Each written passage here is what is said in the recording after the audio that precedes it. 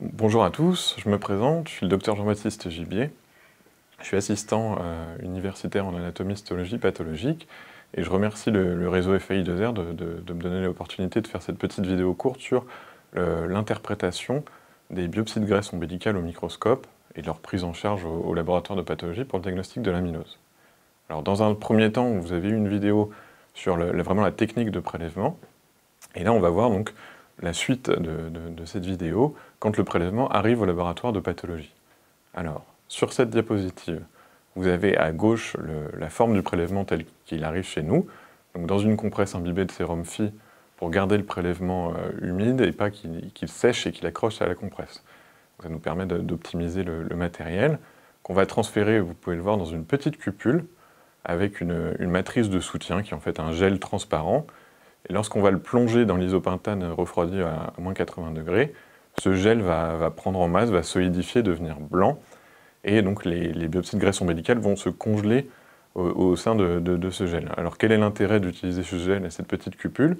Vous pouvez le voir sur la diapo suivante, c'est qu'on obtient un petit bloc qui a une surface plane, ce qui va nous permettre, lors de l'étape de coupe, qui est une étape vraiment importante pour la biopsie de graisse ombilicale, d'avoir un meilleur résultat.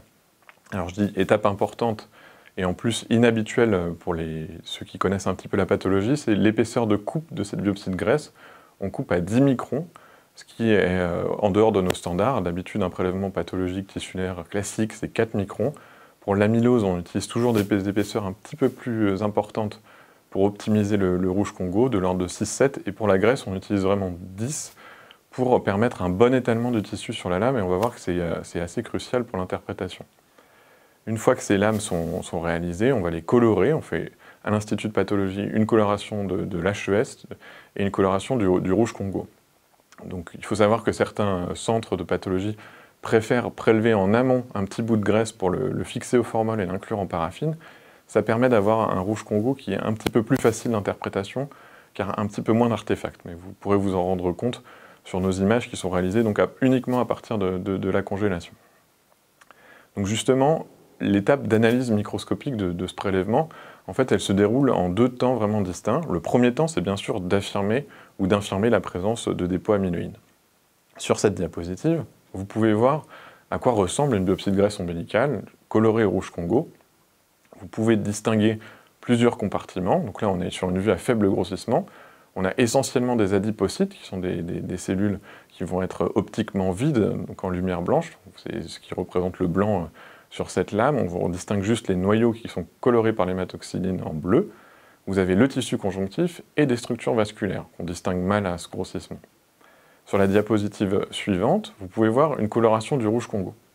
Alors le rouge Congo, il faut savoir que ça reste aujourd'hui encore le gold standard pour le diagnostic positif de l'amylose.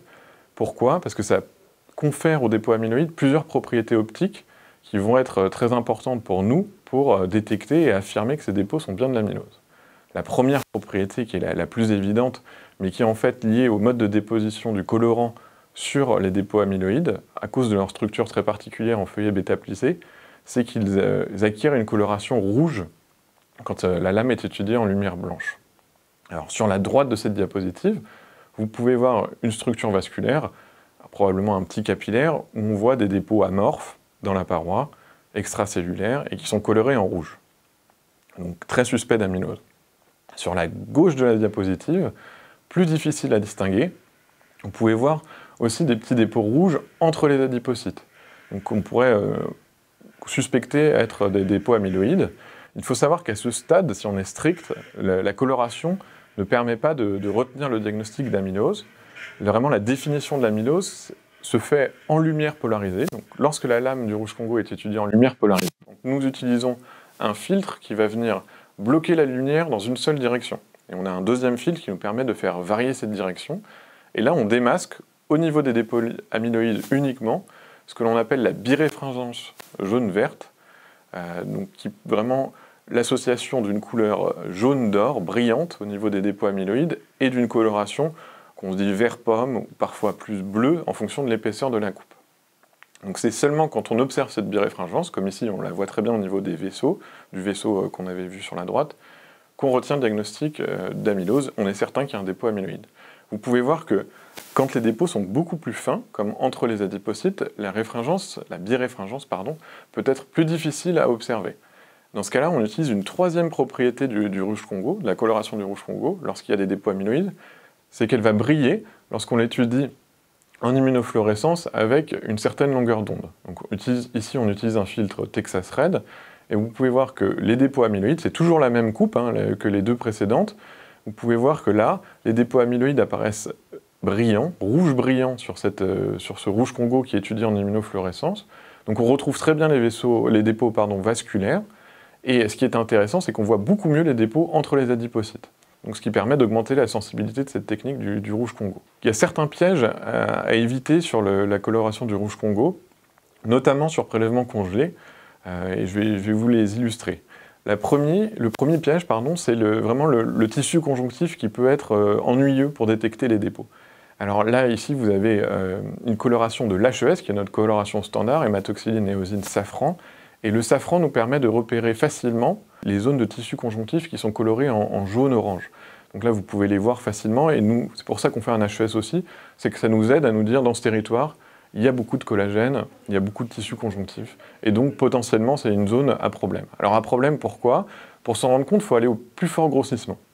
Cette fois-ci, on revient sur une coloration du rouge Congo, et vous pouvez voir que sur la droite de la diapositive, ce qu'on voit essentiellement, c'est des dépôts, un tissu un peu orange, qu'on a du mal à caractériser, et ça, c'est justement le tissu conjonctif qui accroche un petit peu le colorant, qui n'est pas rouge comme l'amylose, mais qui est orange. Et j'ai fait exprès de choisir une lame où il y avait des petits dépôts amyloïdes associés à ce tissu conjonctif, et du coup, vous vous rendez compte que le pouvoir de discrimination du rouge sur un fond orange est beaucoup moins important, et que donc, on a plus de chances de louper ces petits dépôts amyloïdes. C'est pour ça que le tissu conjonctif est un problème. D'autant plus que sur la diapo suivante, vous allez voir en lumière polarisée, on n'a pas une biréfringence du tissu conjonctif, mais une petite réfringence, donc c'est-à-dire qu'il n'y a qu'une seule couleur, mais un vert un peu pâle au niveau du tissu conjonctif qui peut masquer un petit peu la vraie biréfringence jaune-d'or des dépôts amyloïdes. Et donc vous perdez votre pouvoir de discrimination des dépôts, donc c'est pour ça qu'il faut en être conscient, et il faut bien identifier ces zones sur l'HES pour être particulièrement vigilant.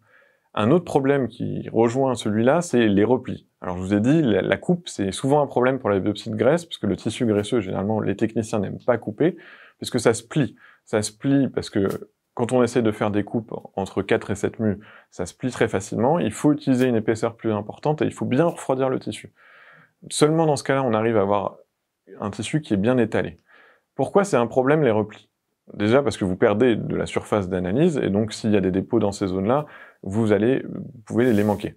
Et deuxième problème, c'est que le tissu conjonctif, lorsqu'il se replie sur lui-même, là j'ai pris un exemple où le pli arrive justement au niveau d'une zone riche en conjonctif, c'est que le orange sur le orange donne du rouge, et qui est très proche du rouge de l'amylose. Donc vous avez un risque de diagnostic par excès.